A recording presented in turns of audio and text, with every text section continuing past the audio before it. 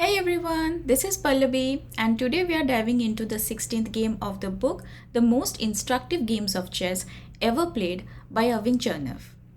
This game was titled Magnificent Outpost, a brilliant game between Vasily Smyslov and Rudakovsky played in Moscow 1945. And the opening played was Sicilian Defense. Nimzovich said that the knight on c3 must seize the chance to jump to d5. And Smyslov does exactly that. He clears the way, plants his knight on d5, locks down the center, and then shift gears to launch a brilliant kingside attack. So without further ado, let's begin. So white started with e4. Black played c5, knight f3, e6, d4, c takes d4, knight takes d4, knight f6, knight c3, and now black played d6. The Scheveninger variation is a deceptive line, especially effective against premature kingside attacks.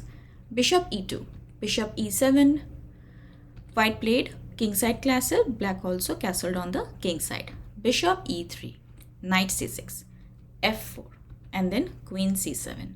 Now white played queen e1, clears the d1 square for the queen's rook and prepares to develop the queen to g3.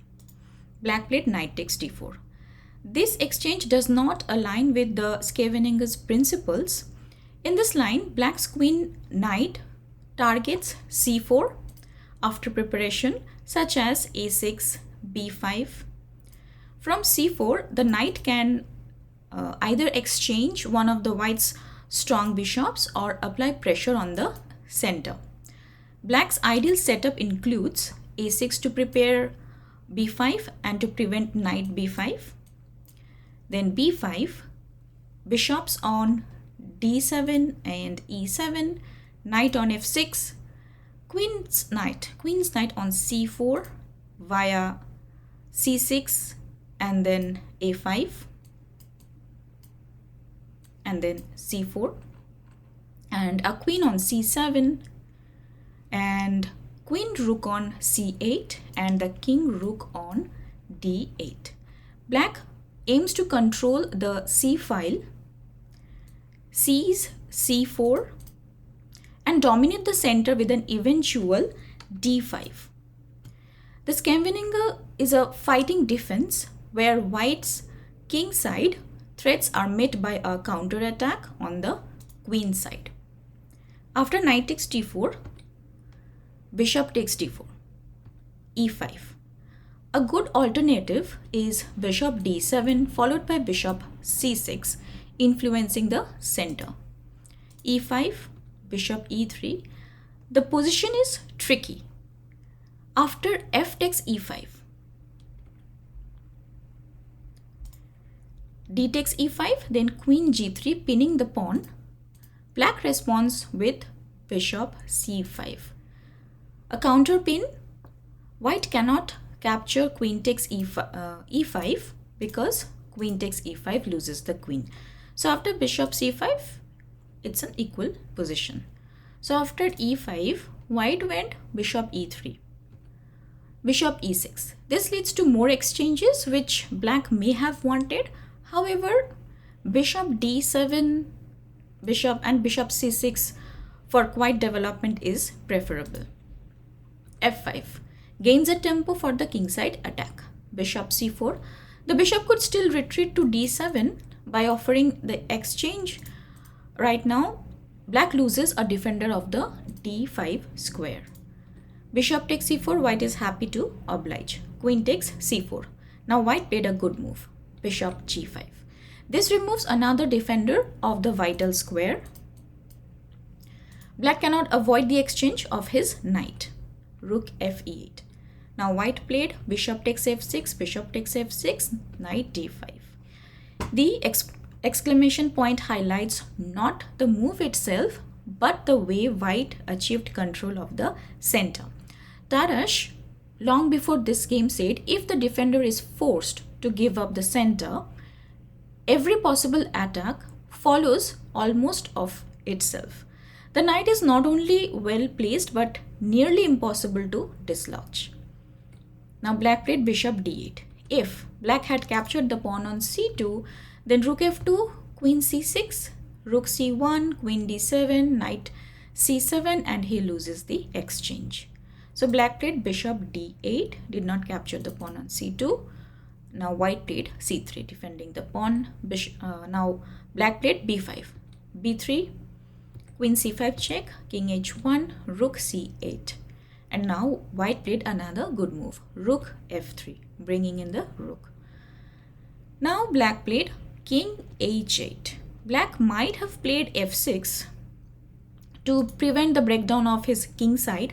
The play could have proceeded as rook h3, a5, queen h4, h6, g4, threatening rook takes h6, king h8, and then rook f1, bringing the other rook in, bishop e7, queen g6, bishop f8, rook takes h6 check, g takes h6, knight takes f6, followed by checkmate on either g8 or h7.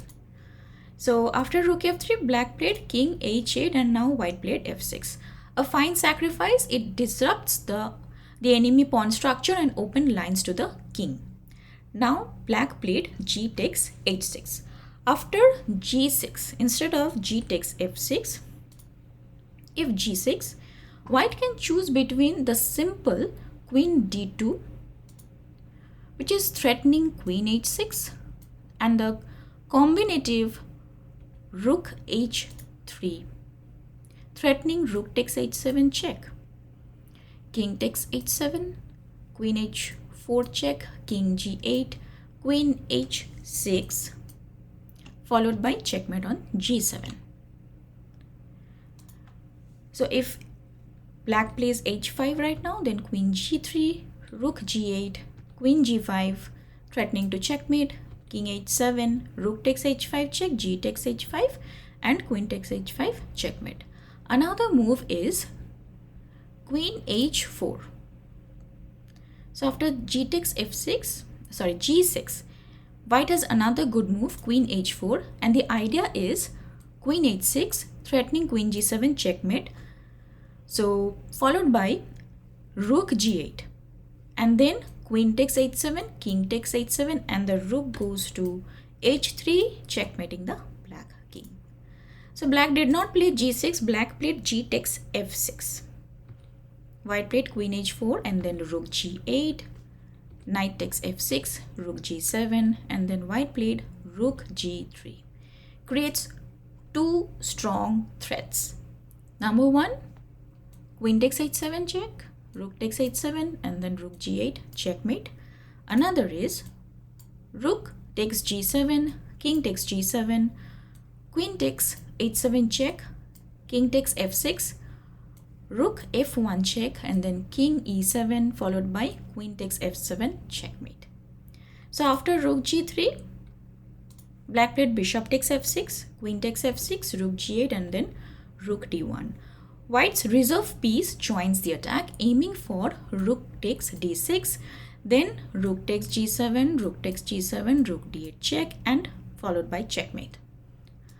Black played d5, hoping to prolong the struggle, though the game is lost. After rook takes d5, queen f8, rook takes g7, then queen takes g7, queen takes g7 check, king takes g7, rook takes e5, a6. Black delays resignation by a few moves. But here white played another good move, rook takes g7. White finishes cleanly by reversing moves.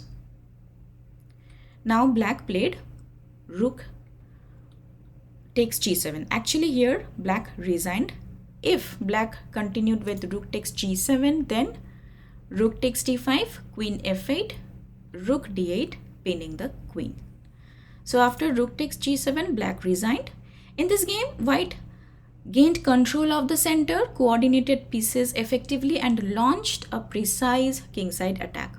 Black's passive defense and missed counterplay in the Scheveningen setup allowed white to dominate and finish with tactical clarity. Now let's look at the key lessons learned from this game. Number 1. Center control wins games. Securing the center, especially with a knight on d5, gave white a lasting advantage. Number 2. Coordinate before you attack. Smyslov developed all his pieces with purpose, bringing even the corner rook into action at the right time. Number 3. Don't rush, neutralize first. Before striking, white cleared defenders and stabilized his position. Number 4. Scavenging themes matter.